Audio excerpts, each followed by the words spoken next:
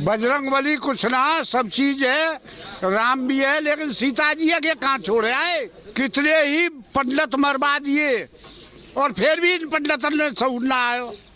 तो ये खाए के पंडित है के मीट मांस खाने पीने वाले, दारू पी के ना से। सबसे मेन बात यह है कि जब ठाकुरों की और पंडितों की सरकार होती है तो 3600 ब्राह्मण मारा गया, और फिर मानो विकास दुबे, चलो एक गुंडा था, उसको मार देना चाहिए था, लेकिन खुशी दुबे के क्या दोस्त था खुशी दुबे का, उसको आज तक जेल में है।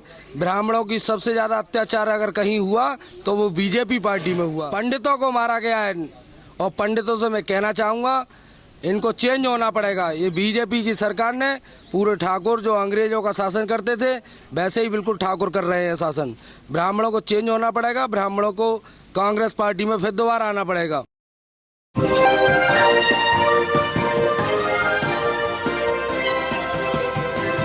पल न्यूज से मैं हूं आपके साथ नदीम अकरम। इस वक्त मैं मौजूद हूं बन्ने शरीफ छतारी बुलंदशहर में। चुनावी सर्वे को लेकर के हर जगह लोगों से चुनावी मुद्दों पर बात हो रही है कि कितने विकास हो पाए हैं, और जो दावा सीएम योगी आदित्यनाथ द्वारा 2017 में किया गया था, कितने विकास पूरे हो पाए हैं। क्योंकि अभी इसी छतारी में कुछ ऐसे लोग भी मिले जो खुल करके कह रहे हैं कि चाहे सिलेंडर 1500 का हो जाए, हमारा वोट जो है वो योगी को ही जाएगा, कोई और टिकने वाला नहीं है। किस तरीके से देख रहे हैं बाबा के जो अंधभक्त लगातार सामने आ रहे हैं और ये कह रहे हैं कि वोट तो हमारे योगी को चाहे जाएगा, चाहे घर का घेर हो जाए। गे बामन गे नायब गे बामन है, जब तक इंदिरा रही विकास करो इंदिरा ने, और सब काम इंदिरा ने करे, और इंदिरा के विकास है गे बेच बेच के खा रहे। अब अगली बात ये, जितने भी बामन है ठाकुर जो नाच रहे हैं, झूठ बोल रहे हैं, ये पैसन से बिके हुए हैं, पैसे से बिके हुए हैं। हाँ, इन्होंने अनिल ने पैसा दे रखे रेज के इनको। क्योंकि बाबा हमने अभी देखा कि हम लोग जब गए इसी शिकारपुर में दौरा करते रहे, राम को लेकर के वोट मांगे जा रहे हैं। यही हमने लोनी में भी देखा कि वहाँ साफ तौर पर भारतीय जनता पार्टी कह रही है ना अली ना बाहुबली, सीधा बजरंग बली को वोट दे करके विजयी बनाए। बजरंग बली कुछ ना, सब चीज है, राम भी है, लेकिन सीता जी है कि कहाँ छोड़े आए। सीता जी संग चुना ले आए, इन्होंने मुद्दा बना रखो, एक और कचरा कर रखो, और कुछ नहीं कर रखा मेरे साथ। और कितने ही पंडित मरवा दिए और फिर भी इन पंडितों ने सूर ना आयो। तो ये खाए के पंडित है के मीट मांस खाने पीने वाले, दारू पी के नाचे, दारू पी करके नाच रहे हैं। और भी लोग मेरे साथ मौजूद है, क्योंकि ये दावा किया जा रहा है लगातार, हम लोग मेन स्ट्रीम मीडिया भी देख रहे हैं, तमाम लोग ये कहते हुए दिखाई दे रहे हैं कि इस बार सरकार जो है वो ठाकुरों और ब्राह्मणों की बनने वाली है, योगी सरकार रिटर्न आने वाले हैं। देखो वो ब्राह्मण ही नहीं है, सबसे पहली बात ये है, मेरा नाम सुरेंद्र उपाध्याय है। सबसे मेन बात यह है कि जब ठाकुरों की और पंडितों की सरकार होती है तो 3600 ब्राह्मण मारा गया, और फिर मानो विकास दुबे, चलो एक गुंडा था, उसको मार देना चाहिए था, लेकिन खुशी दुबे के क्या दोस्त था खुशी दुबे का, उसको आज तक जेल में है। ब्राह्मणों की सबसे ज्यादा अत्याचार अगर कहीं हुआ तो वो बीजेपी पार्टी में हुआ। इसलिए ब्राह्मणों को सोचना चाहिए, अपनी पुरानी पार्टी कांग्रेस को समर्थन देना चाहिए। पूरा पुरानी पार्टी को समर्थन देने की बात हो रही है, क्योंकि ये भी लगातार हमने देखा है कि भारतीय जनता पार्टी दो ही चीजों पर वोट मांग रही है, ठाकुरों के ब्राह्मणों के बीच में जा रही है। तो ये दावा कर रही है कि मुसलमान डरा हुआ है, और जब ये दावा कर रही है कि अगर विपक्ष की सरकार आ गई तो मुसलमान हावी हो जाएंगे, हिंदू जो है वो डरा हुआ है, कि वाकई में हिंदू और मुसलमान डरे हुए हैं? मुसलमान नहीं डरा हुआ, सबसे ज्यादा अगर डरा हुआ है तो हमारा ब्राह्मण समाज, पंडित समाज है। मुसलमान को क्या दिक्कत है बताओ? मुसलमान का कौन सा काम रुका है, कहाँ झगड़ा हुआ है?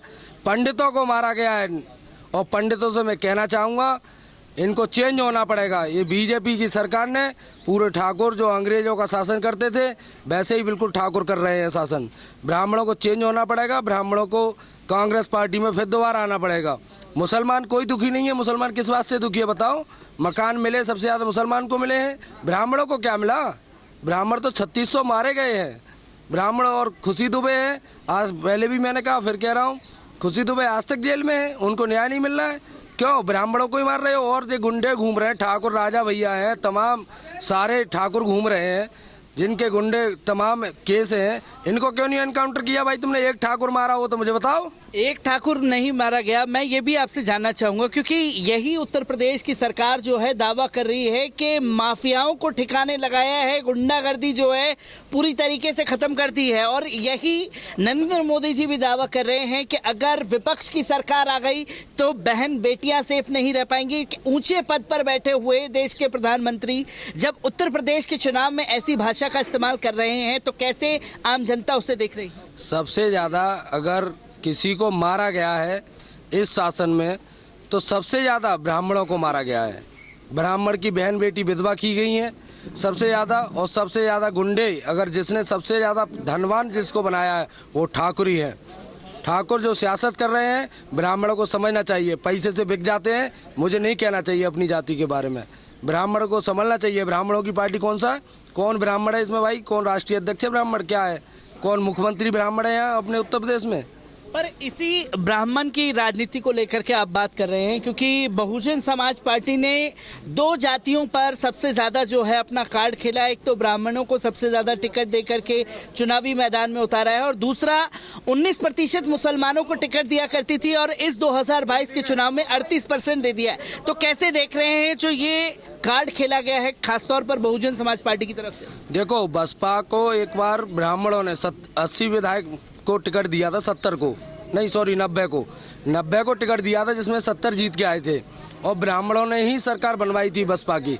लेकिन सरकार आने के बाद मायावती बिल्कुल भूल गई थी।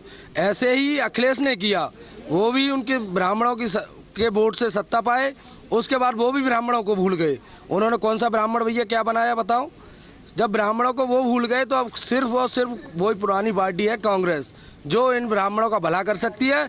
अब के 3600 मरे, अब के 72,000 का आंकड़ा पार करेंगे, और ये ब्राह्मण सबसे ज्यादा मरेंगे अब के भी। ये आंकड़ा भी बढ़ेगा, क्योंकि एक आखिरी सवाल भी मैं आपसे लेना चाहूंगा, क्योंकि आज शिकारपुर में हम लगातार जो है गश्त कर रहे थे तो एक बैनर लगा हुआ देखा कार्यालय पर भारतीय जनता पार्टी के, जहां साफ तौर पर कहा गया कि जो राम जी को लाए हैं जनता उन्हें लाएगी। कैसे देख रहे हैं राम जी के नाम पर वोट, बजरंग बली के नाम पर वोट?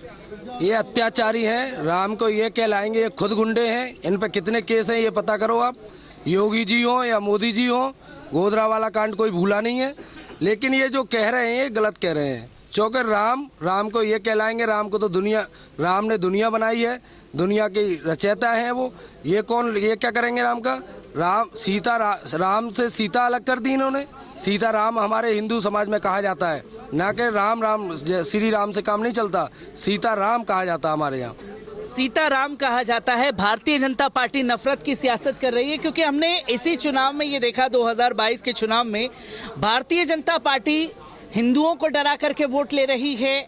अगर कहीं हिंदुओं के बीच में जा रही है तो मुसलमानों को डर बना करके, डरा हुआ बता करके वोट मांगने की अपील कर रही है। कैसे देख रहे हैं जो नफरत की सियासत 2022 के चुनाव पर भी हावी हो रही है? ये मौसमी पार्टियां हैं। जिस तरीके से 10 दिन के अंदर ठंड खत्म हो जाएगी, इसी तरीके से ये सारी पार्टियां खत्म हो जाएंगी।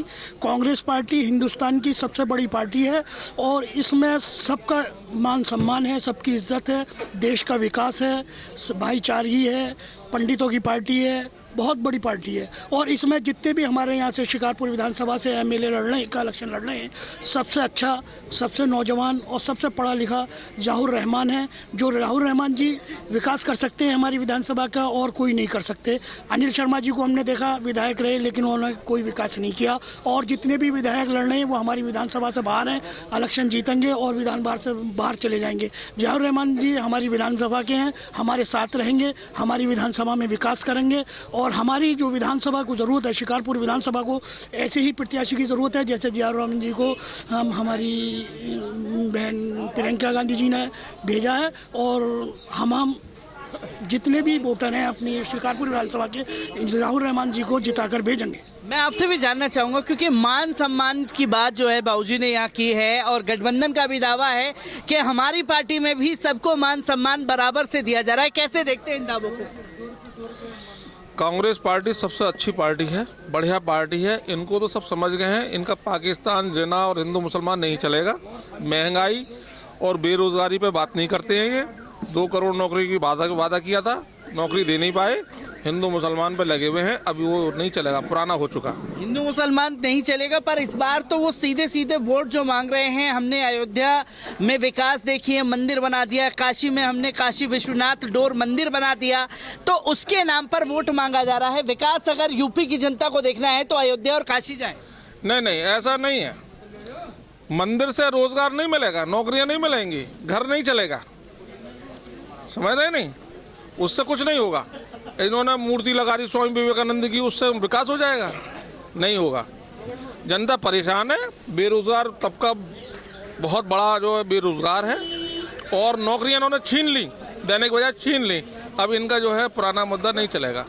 अब जो है यूपी में पुराना मुद्दा नहीं चलने वाला। जो आम जनता मुद्दों के ऊपर बात कर रही है, तो वहीं भारतीय जनता पार्टी हिंदू मुसलमान, मंदिर मस्जिद और पाकिस्तान पर ला करके अपनी बात को ख़त्म कर देना चाहती है। पर जनता अभी भी रोजगार की मांग कर रही है, जनता अभी भी त्रस्त है अपने काम के लिए, और जो कि शिक्षा के नाम पर वोट देगी या नहीं देगी, ये भी सबसे बड़ा सवाल खड़ा हो जाता है।